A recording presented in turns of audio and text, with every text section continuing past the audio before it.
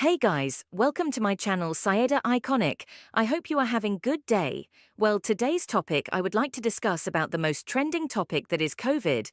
We all have taken COVID vaccine that is Covishield, Oxford AstraZeneca formulation, or Covavax, Novavax, Pfizer or many other.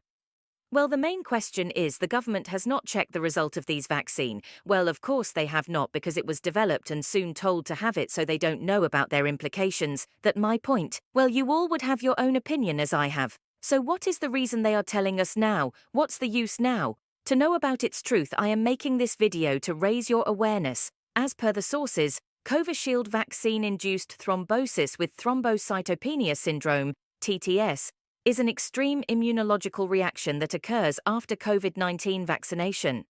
Initially, it was thought to have been associated with viral vector-based vaccines like J&J and AstraZeneca Oxford. It was discovered that the side effects may also be observed with Covishield vaccine.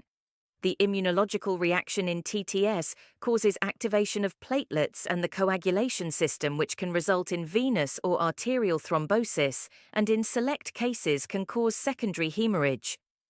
For you to understand, thrombosis is a very rare syndrome which occurs when an individual develops blood clots along with a low platelet count. Thrombosis refers to blood clot formation.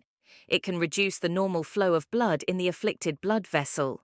Thrombocytopenia refers to the condition which results in low platelets in the blood of the afflicted individual. Since the platelets help the formation of blood clots which help stop bleeding, low platelets result in delayed blood clotting, leading to excess loss of blood in case of an injury.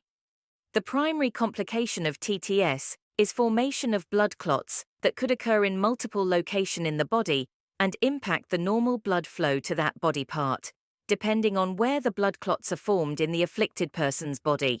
We still might be undercover from reality, so what you guys think, comment below. Thank you and subscribe for more content.